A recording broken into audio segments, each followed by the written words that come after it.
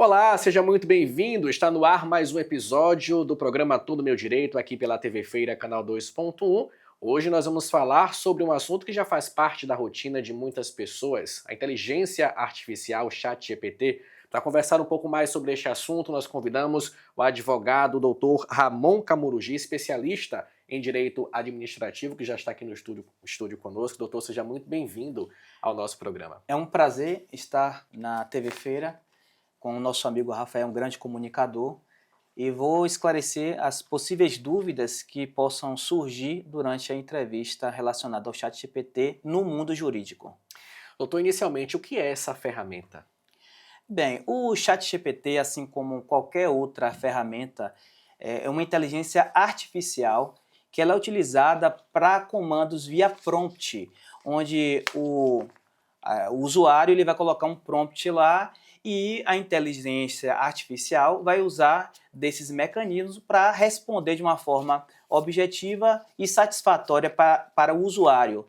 E normalmente são utilizadas diversas ferramentas nesse sentido para que esclareça em vários aspectos, seja jurídico, médico, psicológico. Então é uma ferramenta bem completa que ajuda o usuário nesse sentido.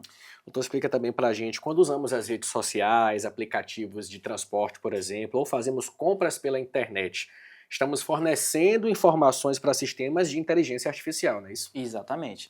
Hoje, qualquer coisa que nós utilizamos, seja rede social, compras pela internet, Mercado Livre, Instagram, a gente fornece dados pessoais, onde a plataforma e a inteligência artificial vai fazer a filtragem desses dados para fornecer para a gente um melhor produto, por exemplo. Hoje a gente está discutindo algo aqui e daqui a pouco vai surgir no Instagram lá um comércio, né, um comercial de um produto que você tenha interesse. Por exemplo, você quer comprar um carro, aí você está falando de carro, do nada vai aparecer várias notícias ali sobre carro, porque aquela ferramenta ela vai filtrar as informações e vai te fornecer um produto de uma forma objetiva para poder melhorar e aprimorar esse usuário, né, esse sistema. Sendo mais específico, doutor, quais tipos de dados essa ferramenta ela consegue coletar sobre nós?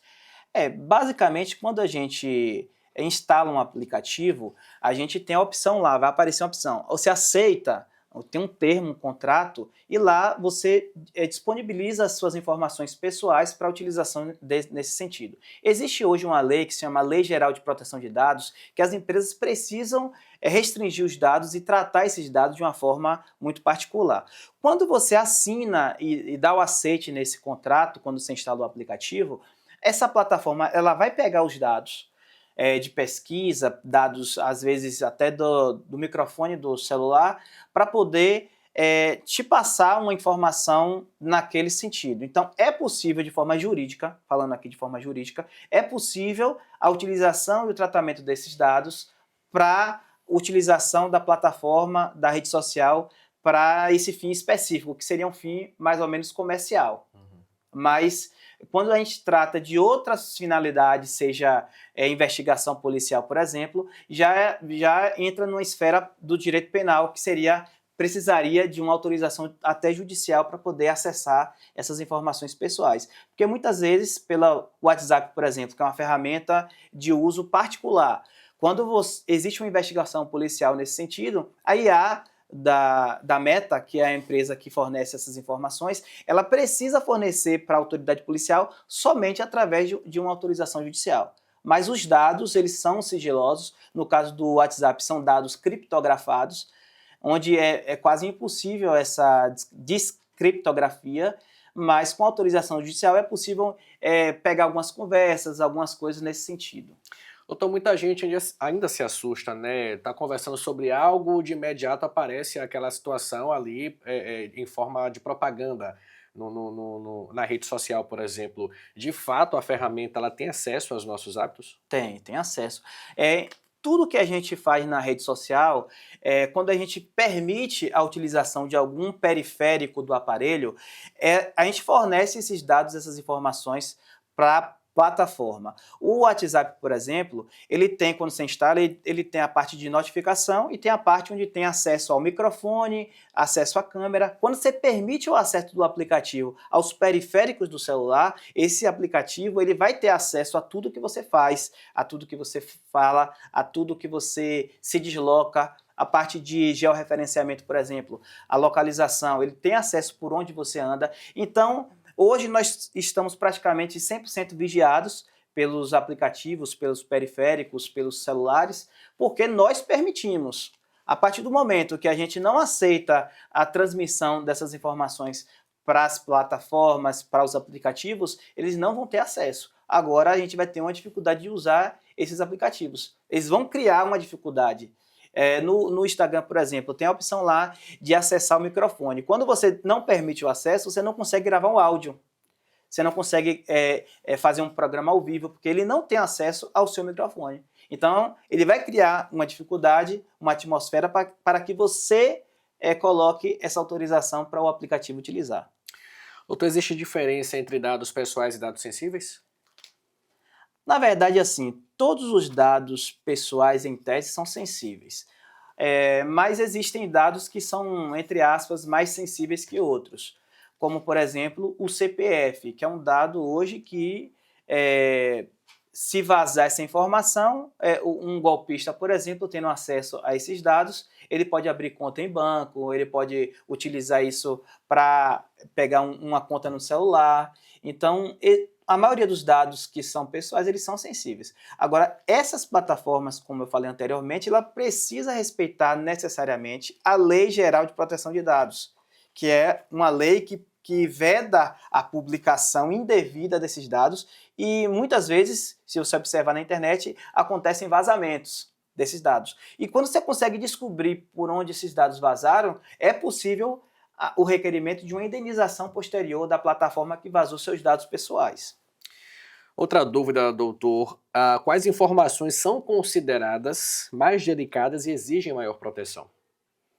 Acredito que as principais informações sejam endereço da pessoa, que no caso, se vazar o endereço, ela fica exposta à criminalidade, por exemplo. Dados pessoais como RG, CPF, o nome completo, data de nascimento, porque com esses dados é possível, por exemplo, abrir uma conta de banco. E aí, se vazar ainda mais o seu documento, o seu RG, a sua habilitação, por exemplo, piora ainda mais, porque o meliante, o infrator, ele vai procurar esses dados para poder cometer golpes. E hoje existem diversos tipos de golpes, né? Seja golpes da internet, seja por vendas online. Eu estava falando outro dia sobre o marketplace, né? Existem muitas empresas que vendem um produto e na hora não entrega. Aí quando você vai recorrer a quem no marketplace? Você vai recorrer à plataforma que está vendendo ou o vendedor? Porque às vezes tem uma plataforma e tem um vendedor aqui, e aí você não sabe com quem falar. Aí eu expliquei até na ocasião que você pode requerer tanto do vendedor e solidariamente você vai recorrer à plataforma. Mas esses dados, voltando ao assunto, esses dados são sensíveis e é necessário um cuidado, uma cautela muito maior para poder não ter um tipo de problema no futuro. É fato de que todo cidadão tem direito, né, à proteção, à privacidade no ambiente digital. Mas a Constituição Federal já protege esse direito, doutor? Sim.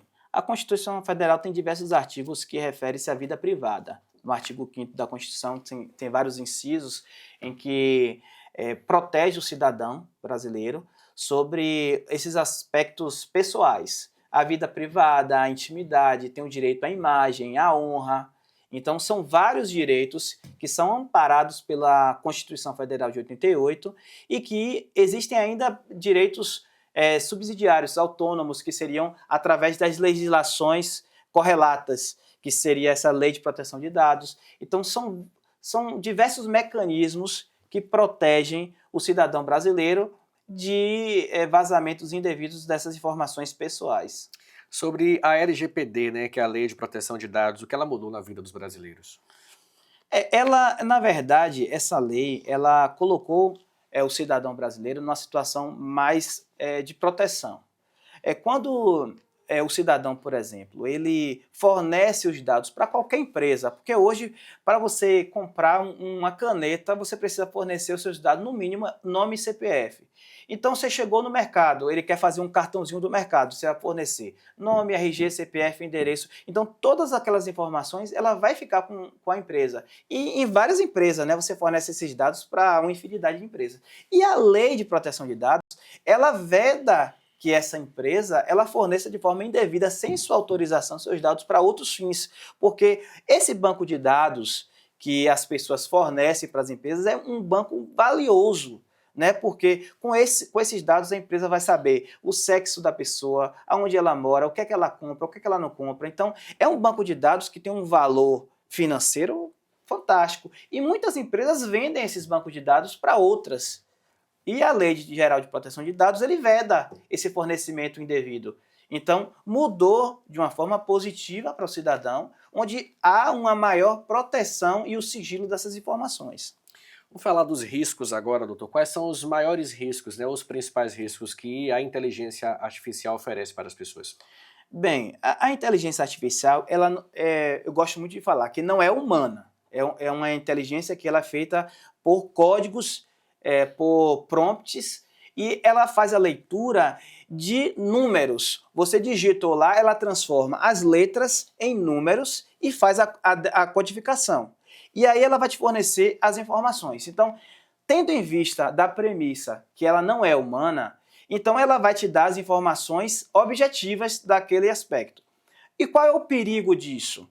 A pessoa está lá num momento de fragilidade muitas vezes, vai solicitar uma informação para a inteligência artificial e essa informação muitas vezes ela não é tratada de uma maneira humana, né, conforme eu te falei. Ela vai ser tratada de maneira objetiva. Aí ela pega essas informações e responde para o usuário.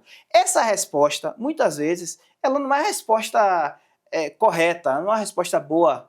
Ela é uma resposta direcionada para o que o usuário ele quer ouvir. Porque a inteligência artificial ela entende todas as informações que ele passa lá, você vai conversando. A IA ela vai interpretando a sua personalidade. Ela vai interpretando. E no final das contas, ela vai te falar o que você quer ouvir. Muitas vezes ela não vai falar a realidade, o que é necessário a pessoa escutar. Aí ela está passando por um problema psicológico, ela vai falar, faça isso, isso, aquilo, para fazer com que a pessoa fique mais confortável. E o perigo está no momento em que a pessoa utiliza a IA de uma forma indevida. Recentemente, eu vou citar uma situação, um cidadão do Espírito Santo, ele colocou na IA um plano mirabolante para matar o filho. Olha que perigo. Esse plano ele foi identificado pelas autoridades policiais norte-americanas, onde ele já vinha falando com a IA há muitos anos sobre esse plano de matar o filho. Então, não é um caso isolado. Você colocou lá no IA, quero matar uma pessoa. Ela não vai automaticamente informar a autoridade policial essa intenção. Ela vai entender que a pessoa está passando por um momento psicológico, ela vai entendendo, e é a partir do momento que inicia-se a execução, aí ela vai encaminhar para a autoridade policial que houve o início da execução daquele plano. A autoridade em posse dessa informação, ela vai verificar se há crime ou não. Porque a mera cogitação, ela não é caracterizada por um crime. Ela, no Código Penal, ela está na esfera de cogitação e para ter o crime tem cogitação, preparação, execução e consumação. Então, precisa ter todos esses elementos para caracterizar um crime. Então, existe no Código Penal, por exemplo, o artigo 14. Aí a gente vai falar sobre crime consumado e tentado. Tem o artigo 17, que seria o crime possível. O artigo 288 do Código Penal. Então, assim, tem vários artigos que vão falar sobre essa questão da IA. Não especificamente da IA, mas vai falar sobre possibilidade de crimes cometidos em diversas maneiras. E a inteligência artificial ela pode induzir a pessoa a cometer um crime. Essa indução ela é punida? Não. Mas os atos preparatórios podem surgir crimes autônomos. Por exemplo, quando a IA fala para você, o cara fez uma pergunta, como matar uma pessoa? A IA fala, é necessário para matar uma pessoa utilizar arma de fogo, um exemplo. Aí o cara vai lá, pegou a ideia da IA, comprar uma arma de fogo de forma ilegal. Comprou arma de fogo, cometeu um crime. compra ilegal de arma de fogo. Aí vai estar na posse ilegal de arma de fogo de uso restrito ou de uso permitido. Já é um crime autônomo. Não comete um crime de tentativa de homicídio, mas comete um crime autônomo de posse ilegal de arma de fogo. Então, vai tendo crimes autônomos até chegar na consumação. Aí o cara iniciou, pegou a arma, levou para executar esse plano mirabolante dele. Quando ele atirou aí e não acertou, cometeu um crime a tentativa de homicídio, artigo 14 do artigo 121 do Código Penal, que é o homicídio, é a tentativa. Então, tudo isso, a IA ela pode fornecer informações perigosas e essas informações elas precisam ser filtradas pelo usuário. Até mesmo no direito também, você pede para fazer uma petição, ela às vezes usa uma jurisprudência incorreta, uma jurisprudência errada. Então, é o que eu digo, a informação fornecida pela IA, ela precisa ser tratada primeiramente e verificar se essas informações são verdadeiras ou não, porque às vezes ela dá uma informação falsa para te agradar, porque ela entendeu a sua personalidade, ela fez o seu uso do comportamento, ela fez análises até quânticas, análises científicas, para entender o seu comportamento e fornecer a informação que você procura, mas de uma forma que te agrade. Mas se você quiser uma informação verdadeira, você precisa colocar um prompt. Me forneça informação verídica com base em jurisprudências reais e que não necessariamente me agrade. Você tem que falar como se fosse desenhar para a IA entender. Como se fosse uma conversa mesmo, né? Exatamente. Entendido. Doutor Ramon, quando a pessoa publica fotos, por exemplo, nas redes sociais, ela perde o direito a essa privacidade? Tudo no direito é relativo, depende. Quando ela faz uma publicação de uma foto e um terceiro usa essa foto de uma maneira esporádica, aleatória, ela não tem esse direito. Agora, quando você publica uma foto nas redes sociais, que é uma rede pública, e essa foto ela é utilizada de uma maneira comercial, aí a pessoa ela vai ter um direito à parte da fração daquele valor que ela vai receber. Um exemplo, eu peguei um vídeo da internet que estava viralizado, né? Um vídeo importante. Aí eu peguei esse vídeo e republiquei de uma forma, alterando algumas coisas, e republiquei. Comecei a ganhar dinheiro com um vídeo no terceiro. Eu tive uma exploração comercial daquele vídeo. Quando eu tive uma exploração comercial e comecei a ganhar um recurso, a pessoa lá que publicou isso e tem o direito autoral daquele vídeo, ela tem que receber um valor referente àquela exploração comercial.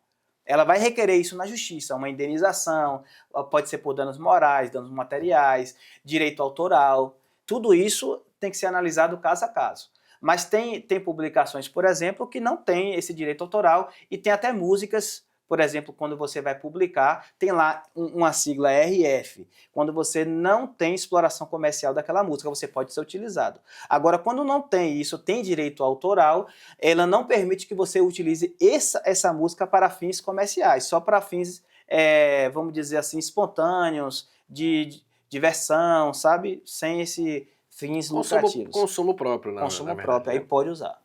Ok, a gente vai fazer um breve intervalo, doutor. Todo meu direito voltar já para continuar falando sobre inteligência artificial ChatGPT. Não sai daí que a gente volta em instantes.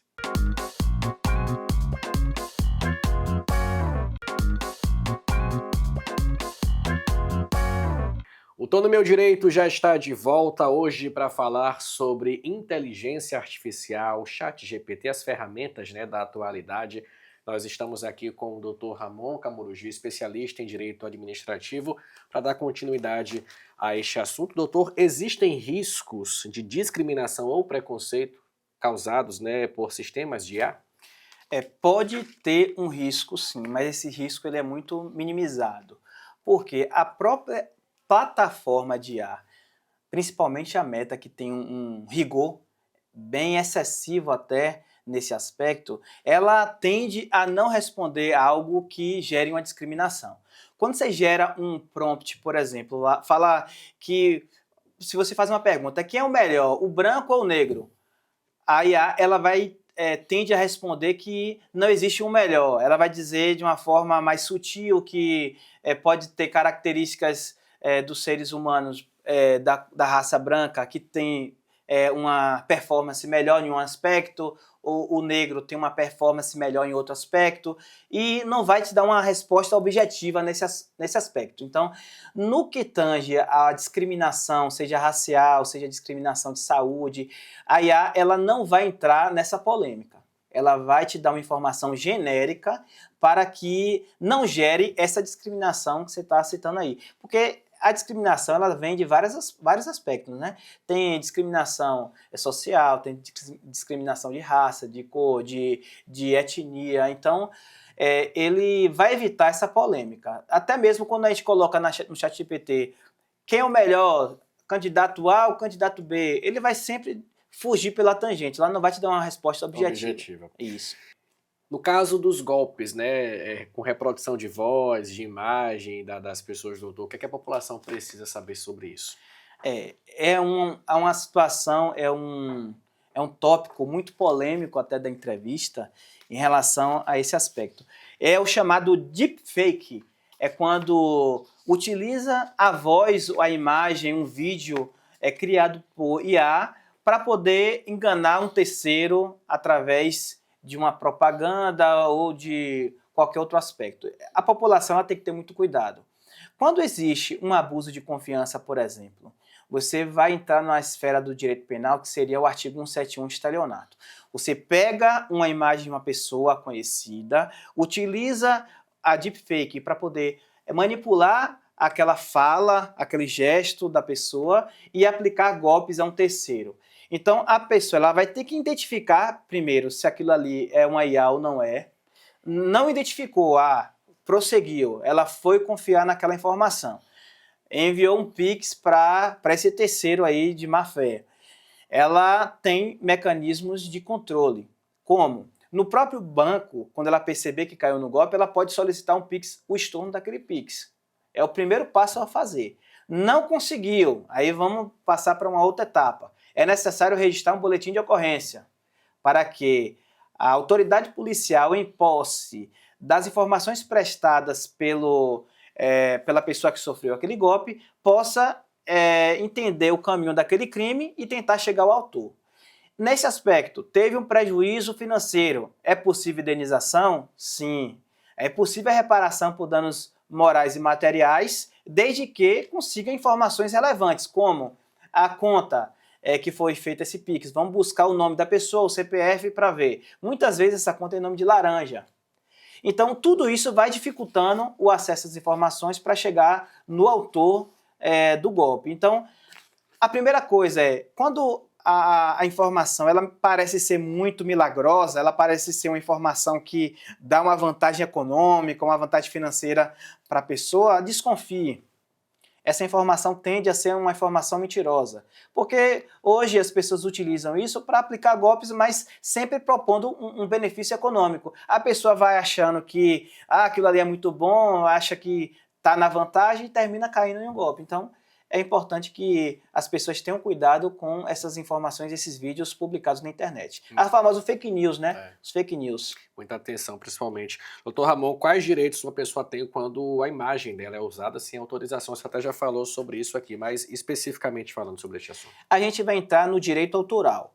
Quando a imagem de uma pessoa é usada sem autorização para benefícios econômicos, ela tem o direito a repor, a ter esse valor através do direito autoral. Agora, se essa imagem ela é utilizada de uma forma que vá denegrir a imagem de outrem, no caso, pegou uma foto de uma pessoa e colocou de uma forma pejorativa para macular a imagem daquela pessoa, aí vai entrar na esfera penal também, que seria calúnia, difamação, injúria, aí vai entrar na parte penal. E se essa imagem for utilizada indevida, para prejudicar a pessoa e gerou um prejuízo financeiro decorrente da publicação dessa imagem, aí vai recair o direito à indenização. Então, cada tópico vai ser um artigo, um código civil, um código penal diferente para cada situação.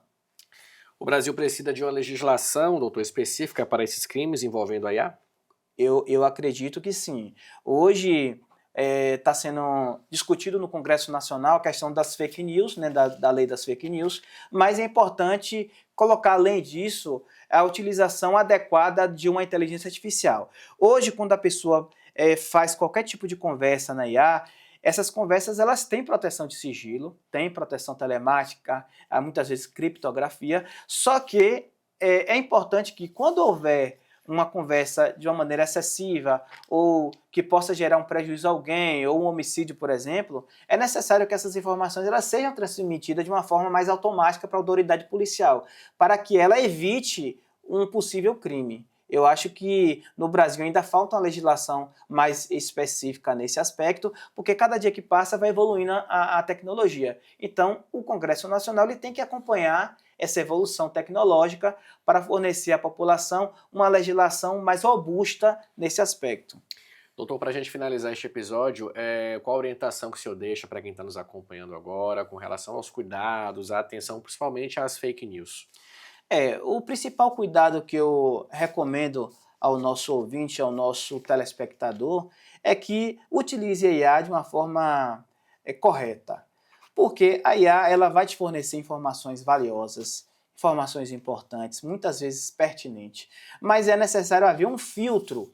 Quando essa informação ela é suspeita, você vai entender que a IA ela quer te fornecer uma informação que agrade o seu coração, o seu íntimo, mas que essa informação ela precisa ser tratada de uma forma que você utilize a autocrítica daquela informação e não simplesmente pegue essa informação e transmita de uma forma aleatória.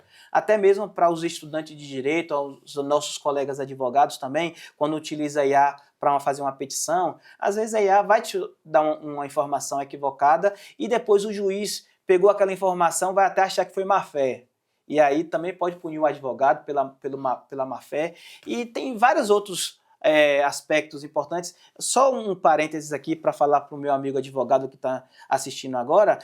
Tem até, inclusive, quando coloca uma jurisprudência falsa, a IA ela pode remeter um artigo, uma lei equivocada e o advogado ele vai responder pela informação falsa. Então, as famosas fake news. Então, tudo isso é importante que o nosso amigo escute para poder usar a IA da melhor forma possível e evitar problemas futuros. Doutor Ramon, muito obrigado pela participação, por ter aceitado o nosso convite e até uma próxima oportunidade. Eu que agradeço a participação e espero ter esclarecido vários aspectos aos nossos amigos telespectadores e estou à inteira disposição para qualquer outra informação que precise.